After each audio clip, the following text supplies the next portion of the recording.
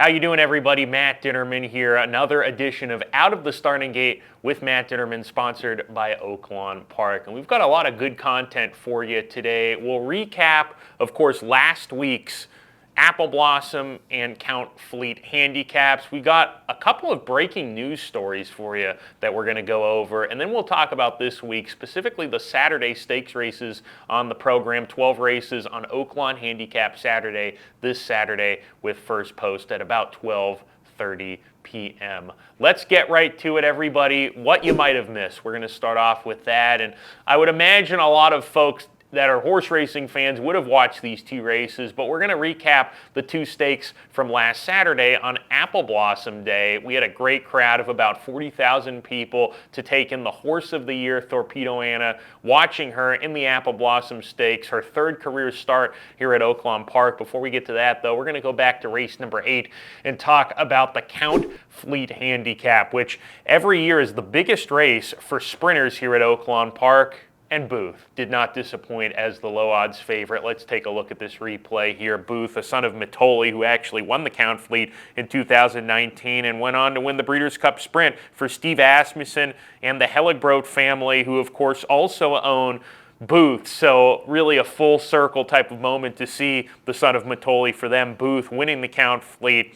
Booth got a 107 buyer in the Whitmore Stakes last month.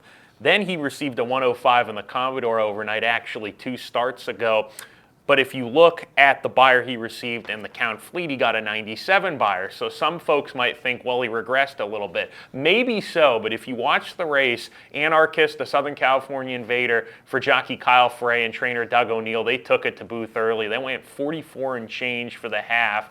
21-4 the first quarter, and Anarchist really pressed Booth the whole way around. I thought this was actually a more impressive race than both the Whitmore and the Commodore overnight because of the fact that we were able to learn about Booth that he can deal with pressure and adversity. His last 2 races in the Whitmore and the Commodore overnight, he got things his own way. He was very naturally quick in those races and set good fractions, yes, but he also was never challenged on the front end. This time around, he was early in the race, so we got to see that Booth, when he deals with pressure, he can keep going. He won't spit the bit. He's got adversity, and that's a big deal, especially when we look towards the second half of the year, and Booth probably will run against better sprinters than what he saw this past Saturday, but a very good effort from Booth. In my personal opinion, I think he's best at 6 furlongs. I don't think 7 furlongs would be great for him. He probably could get the distance, but he probably wouldn't be as effective as well. I just have this hunch that 6 furlongs, go to the front, is what Booth wants to do, and we could see him in some major races at other racetracks down the road. I also want to mention, of course, the Apple Blossom, which was on Saturday, and it was race number 11. Obviously, Torpedo Anna was the star of the show, and once again, she graced us racing fans with a decisive, easy win in the Apple Blossom. Went off as the 1-5 favorite, not a surprise, last year's Horse of the Year. And let's take a look at this replay here. Torpedo Anna going to the lead around the far turn, and Brian Hernandez Jr., who was aboard once again, never really asked her to go. She just sort of did it on her own, and Brian actually mentioned that after the race and post-race interviews, and from here, it was just a matter of being a passenger for Brian, and Torpedo Anna did the rest. You just watch her stride. We've talked about it before, just how effortless she goes over the ground. She got a 93 buyer for this 4 1/4 length win, which isn't a huge number, but at the same time, she didn't need to produce a big number to get a win in a race like this. She is now a 6-time Grade 1 winner. She won the Kentucky Oaks last year, the Acorn Stakes, the Coaching Club American Oaks, the Cotillion, the Breeders' Cup Distaff, and now an Apple Blossom champion. Kenny McPeak, right after the race, relaying to FanDuel's Joaquin Jaime that she will be wheeling back in 3 weeks in the $1 million La Troyenne Stakes at Churchill Downs on Kentucky Oaks Day. That's Friday, May 2nd. It's a 20-day turnaround. For one, it's pretty easy to get a runner like this to wheel back in 20 days. All you got to do is keep her happy and healthy because she's fit at this point. She's had 2 races this year in the Azeri and the Apple Blossom, of course. You only really have to work her one time, go an easy half, 5 furlongs, and then she'll be ready to go. Or you can gallop her into the race. I don't see this as an issue wheeling back in just 20 days.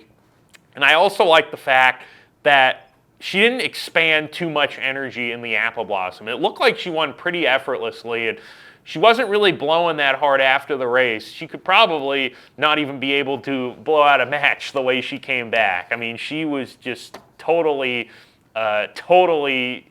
happy and looked like she didn't really exert much energy. So I think Torpedo Anna is going to be just fine on the 20-day turnaround, and it was just a phenomenal sight to see Torpedo Anna once again here at Oaklawn Park. I announced her name in the post parade. She got a large roar from the crowd, got another big cheer when she went to the winner's circle, of course, during the race, and also when she was walking back to the Kenny McPeak barn after the race. So the fans here at Oaklawn surely appreciated Torpedo Anna for the star that she is, and it's been a blessing to see her now 3 different times here at Oaklawn Park. One more thing we have to recap, because I think it's very important, is Skelly's performance on Friday afternoon. I want to get to that.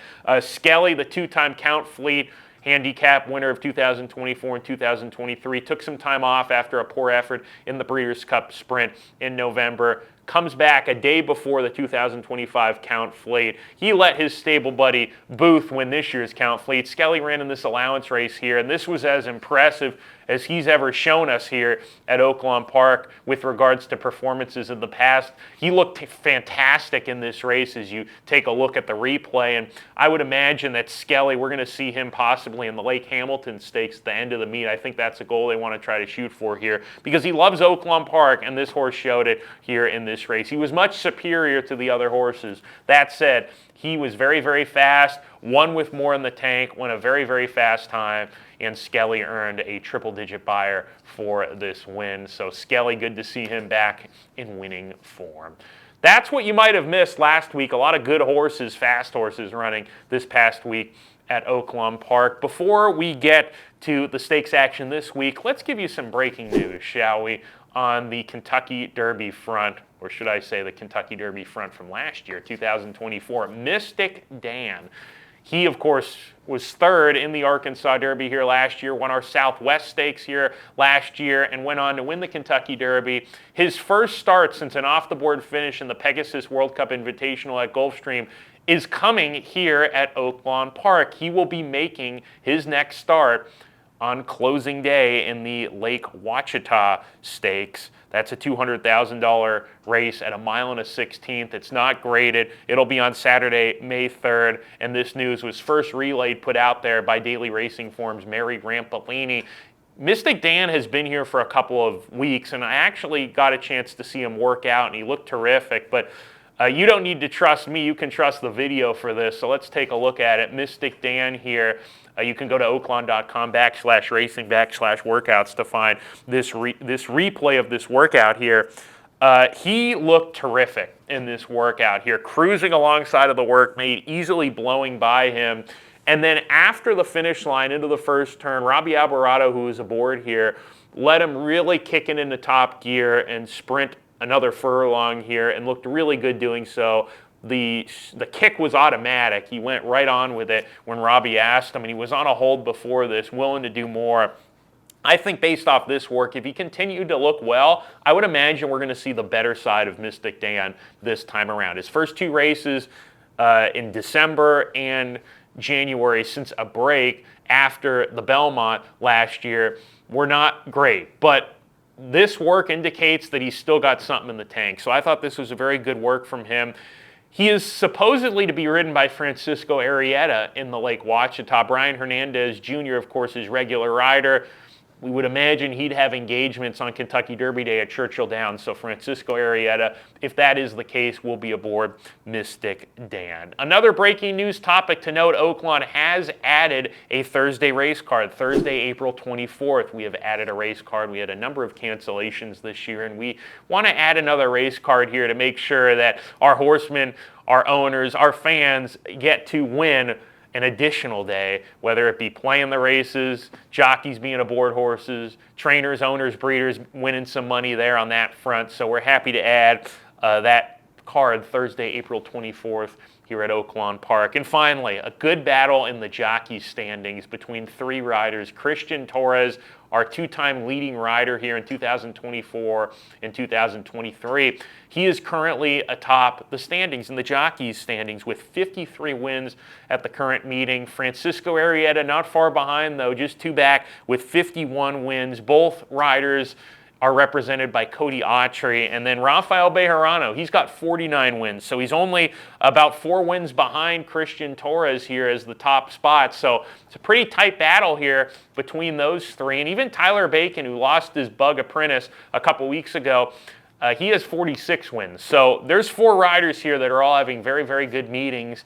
And I think it's going to come down right to the wire as to who wins the jockey standings based on wins. And Christian Torres, he's looking for a three-peat right now. He sits atop the standings. Let's talk about stakes this week. Of course, it's Oaklawn Handicap week. It's going to be a really fun week. Just 2 racing days. Friday, 10 races. Saturday, 12 race program. 3 stakes, the Valley of the Vapors, the Bathhouse Row, and of course the Oaklawn Handicap Grade 2, $1.25 million. That's race 11 on a 12-race card. A really good job by our racing office, led by Pat Pope, to get a good card for Oaklawn Handicap. We've got maidens, allowances, stakes, and a couple of starter allowances. That's it. There's no claiming races on the card on Saturday afternoon. And let's talk about the first of 3 stakes races. Race 6 is the $200,000 Bathhouse Row for 3-year-olds at 1 mile and 1/8. And this is an assembled field of 7 here in the 200 grander, the Bathhouse Row. Your favorite on the morning line at 4 to 5. And looking at the page, I'm not that surprised that he's low odds on the morning line. His name is Instant Replay. A son of Maximum Security, who was 3rd best in the Grade 2 Louisiana Derby last time out at a price, a mild 1/8 to 1. He won an allowance race 2 starts ago at the fairgrounds, but his 3-back effort was actually right here at Oaklawn Park, and he did not perform. He was 5 to 1, dueled in the lead, and faded to 4th. But his last 2 races, they've taken him off the pace, and he's made 1 run, and he's run a lot better. So they've found what this horse wants to do: sit off, make a run. It'll be interesting to see coming back to Oaklawn if he can run a lot better, or who knows, maybe this horse just really likes the fairgrounds. But off his last 2 races, he's certainly the one to beat in this race. You've also got Caldera. He's 15 to 1 on the morning line. This horse stumbled at the brakes, steadied early in the Louisiana Derby. He went off at 5 to 1 and was basically eased that day. His 2-back effort I thought was very good in the Sunland Derby, when losing by a nose to Getaway Car in the Sunland Derby, in which he was wide on the turn, made an early move, and was still able to almost win the race. And speaking to Rafael Bejarano, who's back aboard in this race, he mentioned that this horse in the Sunland Derby had the physical ability and the strength to win that race if he so chose to. But the thing was, he was very green, said Rafael. He stuck to Getaway Car and didn't go by him. He's a horse that's been a project. He's a horse that he's had to learn. It's taken him some time to learn what the racing game is all about, to grow into his body. He's a big son of Liam's Map, but Caldera is one that's very interesting. And if he can stay up at a price, then maybe he's one you want to take a look for, Caldera in the Bathhouse Row. Him was very well regarded after his first race, in which he won easily that day. And then he came back and was 2nd best to Passion Rules, who came back to run 3rd in the Wood Memorial. Him that day was 3 to 5 to beat Passion Rules and couldn't do it, but he was very green down the lane. His first 2 races down the lane, he's been green, and now trainer Ron Moquette has added blinkers, hoping for him to be a little more professional. He's not drifting around down the stretch. That's what we've seen from him in his last couple of races, his first 2 starts to kick off his career. So that's him. He's number 1 in this race. The main contenders there for the Bathhouse Row, that's race number 6, and post time there is 3:04, of course, Central Time.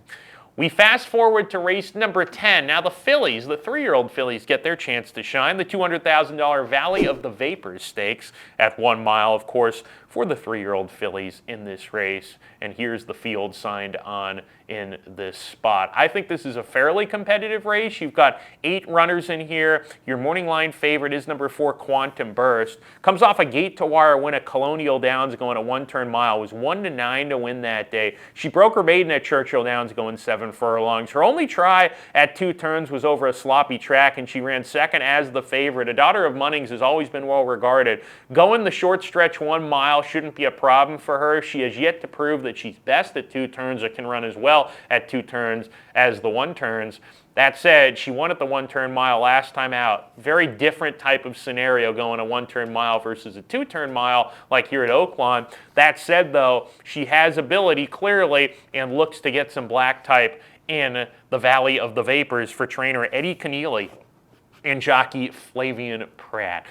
I sort of feel that there's another runner in here that's interesting, Miss Martini, number 7, for Stephen Keith Asmussen. Let's take a look at this replay here from her on May 30th, or March 30th, I should say. She won the Southern Hospitality Stakes last time out, going 6 furlongs. Her 4th lifetime start. She's never run worse than second. 2 wins, 2 seconds from 4 starts here, and she won this pretty workmanlike. Sat off the pace, made a run down the lane, grinded away, and won the race that afternoon as the 9-5 favorite. This is a tougher field. She's also going 2 turns here for the first time, but she's by Curlin out of a Will Take Charge mare. So the pedigree indicates that Miss Martini should really enjoy going 2 turns.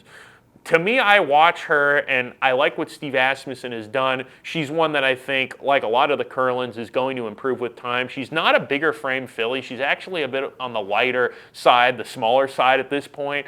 But she has shown consistency. She has shown ability. And I think this is a perfect race to start her out going 2 turns. So those 2 are main contenders in race number 10. That's the $200,000 Valley of the Vapors Stakes. Then after that, of course, the big one, race 11, the $1.25 million Oaklawn Handicap. Let's go over the whole field here. Here's the field for this race.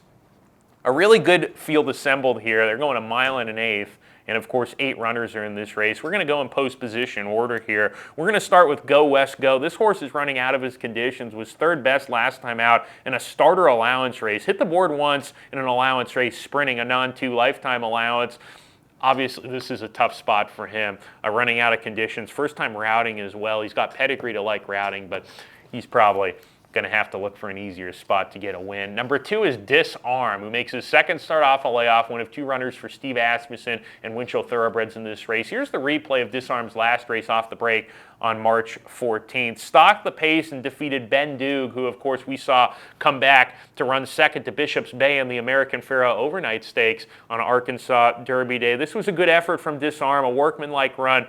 Had to work for it to win, but he had to work to beat a very nice horse in Ben Duke, and now he's making his 2nd start off a layoff for Team Steve Asmussen. Steve, 21% with runners 2nd off a break between 45 and 180 days. This horse has had good form against much tougher in the past. He ran 2nd in the Travers to Arcangelo as a 3-year-old, was 3rd in the Jockey Club Gold Cup at Saratoga behind Highland Falls 3 starts ago. So this horse has back class, and if he can take a step forward off that last race, he needs to run faster off that last race to probably beat this field. But if he does, then he's got a good shot here to run a good race, and he's 10-1 on the morning line. Number 3 in this race is First Mission, another one making his 2nd start in the form cycle. Was coming off a break last time out and lost by a neck as the favorite in the Grade 3 Razorback. Here's the replay. Alexander Helios won this race, and Banishing ran 2nd. They are both entered here in the Oaklawn Handicap as well. This horse got a perfect trip. No excuses, was just 3rd best, but lost by a narrow margin. The track played to speed that day, and these 3 were pretty much 1, 2, 3 the whole way around. First Mission, I thought, ran valiant in defeat here. Flavian Pratt will be riding for the first time today. And First Mission, of course, last year he ran here at Oaklawn Park and won the Essex at Grade 3 by open lengths that afternoon. First Mission in this spot here. He has the speed figures to run competitively again, but he needs to turn the tables on both Alexander Helios and Banishing. Skippy Longstocking, our defending champion of this race last year, he is number 4 in this race, and Skippy Longstocking comes off a win in the Grade 3 Challenger at Tampa Bay Downs, was the low odds favorite, one for fun that day. And coincidentally, Saffie Joseph Jr., who also campaigns Alexander Helios, he used the same route to get to the Oaklawn Handicap. Skippy Longstocking won the Challenger last year, came here and easily won the Oaklawn Handicap of 2024. Now he gets the services of Irad Ortiz Jr., who was aboard 3 starts ago in the Breeders' Cup Dirt Mile, where this horse did not perform, but he also had a pretty rough post, was drawn all the way outside in post position number 13. That's pretty much an impossible task at Del Mar to win from the 13 hole when you're running in the Breeders' Cup Dirt Mile. Skippy Longstocking likes this track, and he is on the morning line 5-2 as your favorite. Irad Ortiz Jr. coming in town to ride. Luis Saez, another out-of-town rider, will be hopping aboard Alexander Helios, the stablemate to this guy here, Skippy Longstocking. And Alexander Helios coming off a win in the Razorback, as you saw that replay moments ago. A very game win. He went off at 8-1, come off a dominant second-level allowance win, and then he came back and really took a step forward. Second start off a layoff. This is his third start in the form cycle for Safi Joseph Jr. and owners John and Diane Fradkin, who, of course, also own the Dam, Cashmere. This horse is a half-sibling to Rombauer, the Preakness winner. So this horse has actual back class and very, very good pedigree to be a decent horse, and he's really putting it all together as a 5-year-old Alexander Helios. 4-1 on the morning line for him. So Safi Joseph, he's got a real strong 1-2 punch in this race. Tarantino's number 6. He dueled on the lead in the last start he raced in the Essex Handicap and was second best to Red Route 1. I thought he ran as good of a race as the winner, even though the winner won by about 5, because this horse dueled at a very fast pace, 46-1, 111 and change, going a mile and an eighth, and wasn't able to stick around. But this time around, he's going to have some pressure on the lead as well, and it's a tougher field. Tarantino, Edwin Maldonado was aboard last time out. He's making the flight from California to ride the son of Pioneer of the Nile. Banishing number 7 in this race is 7-2. Ricardo Santana Jr. back aboard. Here's the replay of his last race. This run was with Flavian Pratt aboard. Won the Oaklawn Mile here over Saudi Crown, who's a very, very nice horse. And this horse just flat out outran Saudi Crown to the wire, going a mile on a good surface. Now he's stretching out to a mile and an eighth. He's 3 for 4 here at Oaklawn Park with a second. Loves this track. Can he go a mile and an eighth? Yet to be seen. The only time we've seen him go a mile and an eighth, he ran poorly, so we have yet to see him actually stretch out to a mile and an eighth successfully. That said, he's a different horse. That was back in June of 2024. Here he is as a much improved horse. He likes the track. He's going to be showing speed. His 2-back race, of course, lost by a narrow margin to Alexander Helios. He ran as well as the winner, was just unlucky to lose that afternoon. Ricardo Santana Jr., he was aboard 3 starts ago when this horse won the Byerly Turk overnight stakes. Pratt has ridden him the last 2 times, but of course, Flavian is riding first mission, so Ricardo retaining the mount. Now, for David Jacobson, banishing number 7. Finally, Red Route 1, number 8. He comes off that win in the Grade 3 Essex. Let's take a look at that replay here. He got a perfect trip off a very fast pace. He had a rabbit in the race unload that really set things up after dueling with Tarantino. In Red Route 1, the baton was basically passed to him turning for home, and he got the job done here. He's going to get a decent pace. I don't think it's going to be quite as quick as the Essex, and again, he's facing a tougher field, just like Tarantino coming out of the Essex. But Red Route 1, he's another one that has done some good work on this track. Took him a while to find that winning form. We saw him run some really good races last year. Was third within 100 Beyer to Skippy Longstocking in the Oaklawn Handicap last year. Easily won the New Orleans Classic at Grade 2. We saw his form tail off this year, but that last win maybe was a confidence booster for Red Route 1. A very, very good field in the Grade 2 Oaklawn Handicap this year. One more item on the agenda to speak with you before we let you go. It's now time for fan favorite segment here, as a lot of people have given me good feedback on this. A Denny's Clocker pick of the week. And I've got a first-time starter on Saturday afternoon that I've had my eye on for a while. Very well-bred horse that can run. His name is Energize from the Mike Stidham barn. And let's take a look at his workout here out of the gate. He's by Medaglia d'Oro out of the Ghost Sapper mare and Liven. And Liven was Grade 3 placed at a 1-turn mile. This is her first foal. The second dam to Energize, It's Tricky, was a 3-time Grade 1 winner and placed second in the Breeders' Cup Distaff in 2011. So there's good pedigree here. In this workout, Energize outworked Dariush out of the gate, and this was on February 18th, so this was a little while ago. You had some more recent workouts you can find online. But what I liked about this work is not only did he outwork Dariush, but I like that Dariush came back in his first race. He hadn't run yet, but then he went to the fairgrounds, ran in his first race, and he won by 4.5 lengths in a maiden special weight sprint as the odds-on favorite. And Energize outworked Dariush in this workout. Looked to be going easier, looked to be doing it well.